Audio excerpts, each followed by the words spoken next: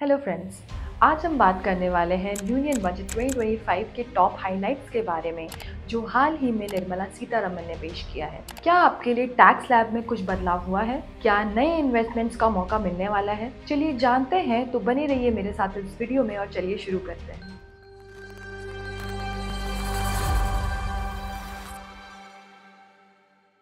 Income tax changes.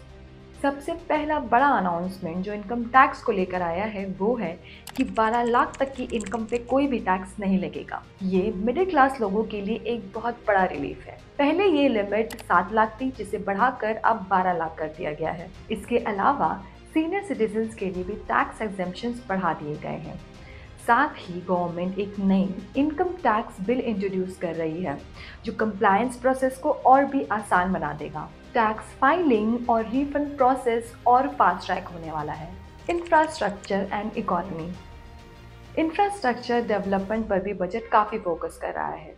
10 नए expressways announce किए गए हैं जो बड़े शहरों को जोड़ने का काम करेंगे। रेलवे और मेट्रो प्रोजेक्ट्स के लिए 1.5 लाख करोड़ तक का बजट एलोकेट हुआ है। एविएशन इंडस्ट्री के लिए भी नए एयरपोर्ट्स बनाने की योजना है। इससे काफ़ी नई जॉब्स क्रिएट होंगी और इकोनॉमी को भी बूस्ट मिलेगा। साथ ही मेक इन इंडिया और लोकल मैन्युफैक्चरिंग पर भी फोकस दिया गया है। Startups and business sector.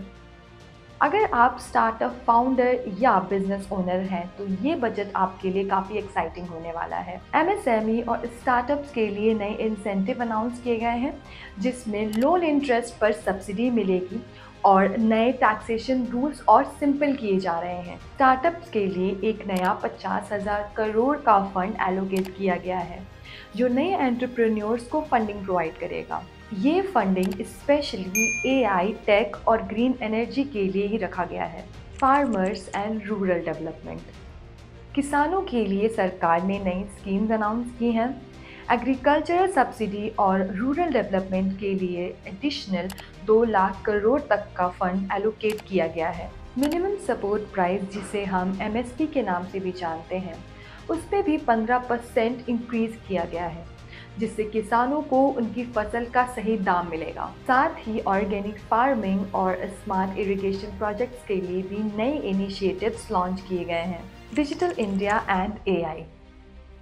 Technology और एआई को लेकर भी बजट में काफ़ी अनाउंसमेंट्स किए गए हैं। डिजिटल इंडिया मिशन को और आगे बढ़ाया जा रहा है जिसमें एआई और ब्लॉकचेन जैसी नई टेक्नोलॉजीज पर ज़्यादा फोकस किया जाएगा। गवर्नमेंट साइबर सिक्योरिटी और डेटा प्रोटेक्शन पर भी ध्यान दे रही है। डिजिटल पेमेंट इंफ्रास्ट्रक्चर को और ज़्यादा स्ट्रॉन्ग बनाने के लिए नए इनिशिएटिव्स लॉन्च किए गए हैं जिससे कैशलेस इकोनॉमी और स्ट्रॉन्ग बनेगी। Education and health care.